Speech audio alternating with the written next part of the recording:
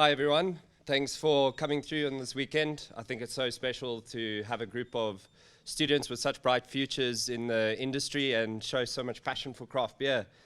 I myself have quite a long story that I would like to share with you in hopefully under the time frame. So please feel free to come and talk to me about my journey if you have any questions afterwards. But it all started when I was doing mechatronic engineering with the hopes of being a biomedical engineer in the future. That didn't pan out so well because by my second year, they actually closed the biomedical engineering department of the university and said, I'm going to work for ESCOM one day. And I said, no, thank you. In high school, I was always very, very well versed in biology. It was just one of those things that I never really had to work for. And so I decided to pursue my academic career in molecular science and biotechnology, which was basically majors in microbiology and biochemistry. So a lot of yeast fermentation was covered, a lot of normal micro, and then all the intricate biochemical pathways were then covered. So it was just, something that sang very, very well with me. And then out of that, when I finished my graduation, I had to look for a postgraduate spot. And I've always loved wine. My family has always loved wine. So there was a bursary spot open for a position in the Institute of Wine Biotechnology for an honors, which I grabbed with both hands. And the nice thing about that specific institute is that, yes, okay, it's focused on wine, but the term biotechnology is already very, very broad. So you could specialize in the grapevine, the soil of the grapevine. You could do the oenology part, purely sensory or purely chemical, analytical side of things. I naturally chose the yeast and bacteria side. So throughout my honors and my masters, I basically focused on yeast population dynamics. We liked the term consortium, because we weren't only looking at Saccharomyces cerevisiae, we were looking at a whole bunch of non-Saccharomyces strains. It was a huge thing in wine at the time because at that time wineries were becoming more and more reproducible in the types of products that they could make, and we wanted to fall back onto the original way that wine was made in the old days and investigate these strains that come from the vineyard. Specifically, I not only focused on the actual yeast fermentation side of things, of how the different populations evolved during fermentation and which strain was more dominant at which different time and what that impacted on the wine, but also the downstream effects on a secondary process called malolactic fermentation, which is a very preeminent thing in red wine fermentations. And then I did a bit of chemical analysis as well with an FTIR. I also did some GC work, but that didn't pan out too well. The method wasn't too lacquer at the time, so we just ended up going for the Fourier transfer. And during this time, it is very challenging to write a master's degree, as I'm sure some of you guys know. And to kind of break away to separate my life from what was work at the time for me, I stumbled upon homebrewing. And I thought, okay, I could do this. This is quite cool. I mean, the fermentation side of things technically is not that different. It's yeast that's fermenting sugars into alcohol, which I quickly learned was very, very different. It's a completely subset of sugars that are different. So the yeast genetics, go in a completely different direction. But I started doing this while writing up my MSc, and I fell in love with it. And the bug bit hard. And added bonus, you don't have to do it once a year. You can do it anytime you wanted to, which is a huge perk from my perspective. And so out of that, in 2019, I got employed through a very long-winded process because naturally the progression is when you do an MSc, you would like to do a PhD, but I made the decision not to. And so there was an opportunity through Anchor Yeast at the time in the subdivision of Anchor Oenology to focus on the wineries. So I would help wineries in harvest time to trial new products and, optimize their processes a little bit, all those type of things. And when harvest was done, they kind of were like, okay, well, you like beer. We need somebody to to head up well, not head up at the time, but, to take this a little bit and see what we can do with it. And so I started working on the side with Lallemand Brewing and the biofuels and distilling business units. So I had to split my time and basically just be technical support to these guys and trying to, help home brewers and commercial brewers alike on how to get the most out of their beers from a yeast perspective all the time. And out of that, I gained more knowledge and better appreciation for other aspects, that it's not only about the yeast perspective all the time. You've got to take into consideration the goal of the brewer. So I grew a lot within that first year, especially in the side of exposure to sales. So now I was not only on the technical side the whole time of just being tech support, but now I was actually involved with customer relations the whole time. And that's also a thing that really, really took well with me. And in 2020, I was possibly seconded to Lallemand Brewing in the worst time possible as COVID struck. So I became a technical sales manager officially at that time, but I couldn't really do anything that much, as you guys know. So it was really, really challenging, and I had to just help homebrew clubs as much as I could and any brewer that was doing beer at the time. And I grew some really, really close relationships with brewers and homebrewers alike. And we were pushing the whole "We Brew With You" trademark from Lallemand Brewing at the time because of COVID-19, and we were really trying to look after you guys a lot. Then everything opened up in 2021, and I actually started doing some projects with breweries, which was really, really fulfilling for me. I think one of my favorites is the one that I did with Saggy Stone, with the farmhouse Saison that they entered in the Africa Beer Cup, and they got a bronze award for that.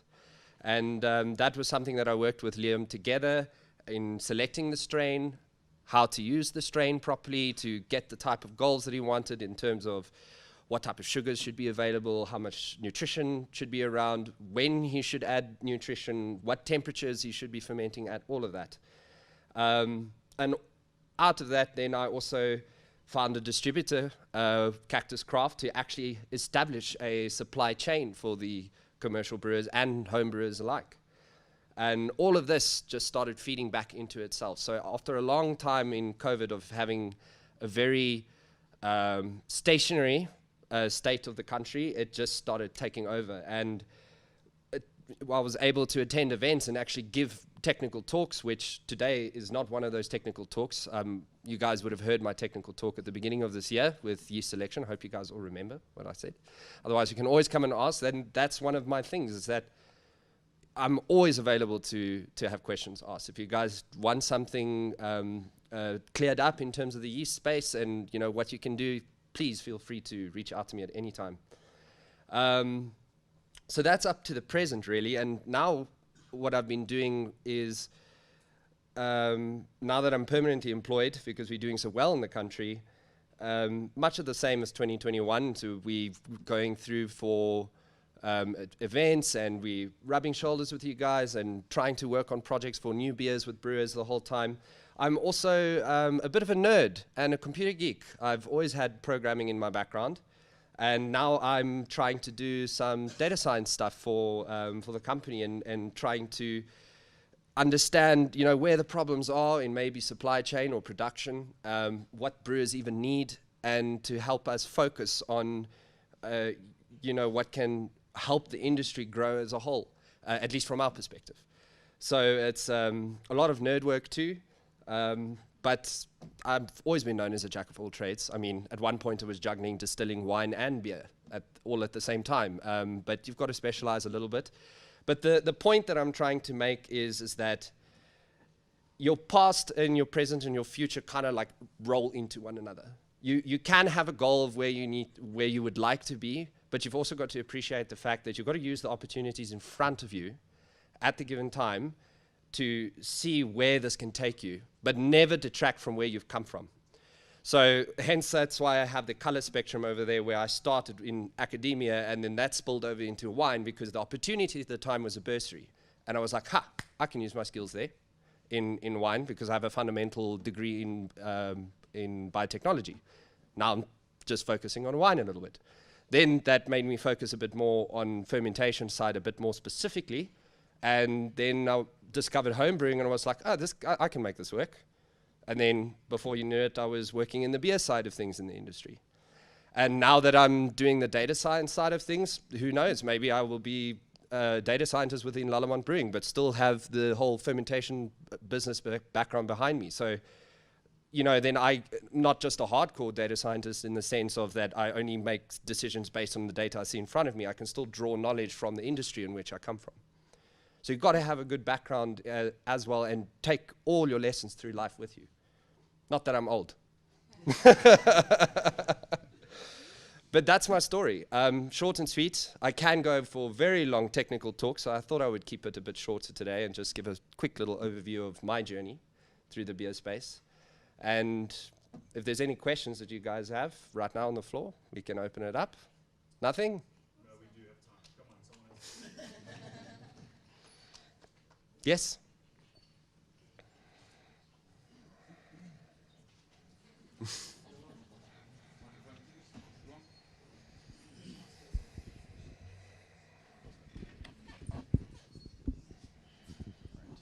Thank you so much for the talk. I remember you were at Rhodes teaching us with the tasting. Oh, yes. Yes. And all I did of that too.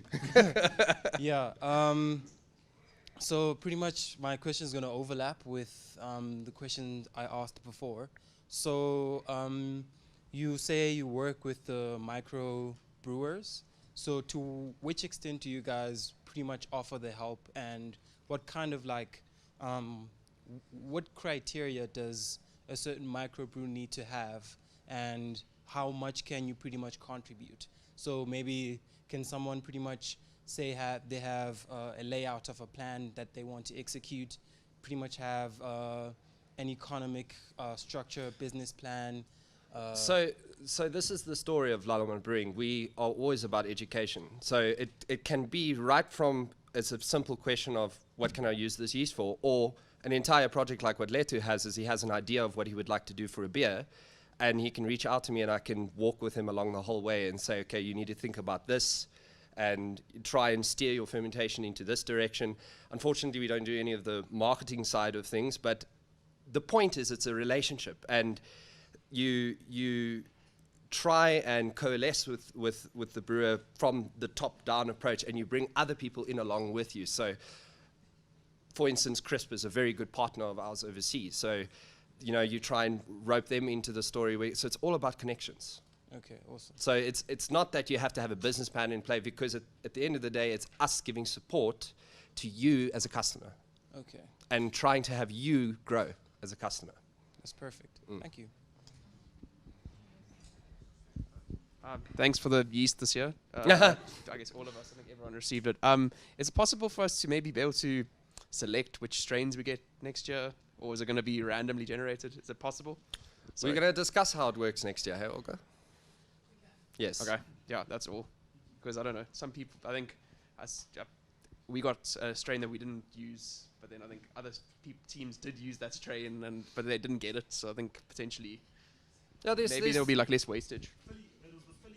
Well, the Philly performed, I think, the most in terms of being used, because it's used in such a niche, like sours. So the problem with, well, it's not the problem, shall we say, being spoiled with the IPA strains in the sense of that there's so many of them out there.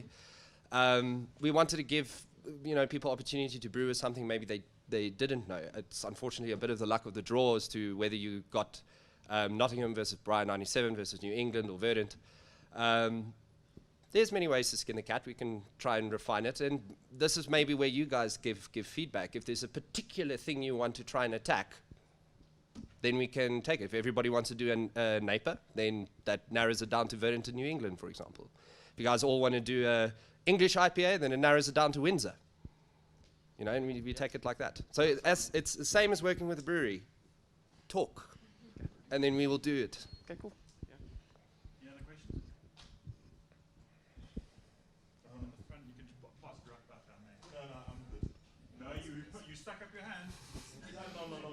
With the voice.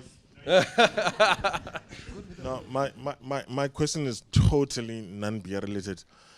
Your name is Philip Jacques Janse van Rensburg. I just wanted to know, did you use the full name when you were in grade 1? So the story behind that one is my father is Philippus Jacobus Janse van Rensburg. He wanted me to have the same initials. My mother is a French fanatic and said he will be named Jacques, and they eventually reached a compromise to say, okay, on paper he will have PJ, Janse van Rensburg, but he will be called Jacques. And so it's in case I get into trouble that people come asking, well, do you know this Philippe guy? No, no one, no. Is that all? You guys can really come to me anytime. I'm very approachable. All right. Yes.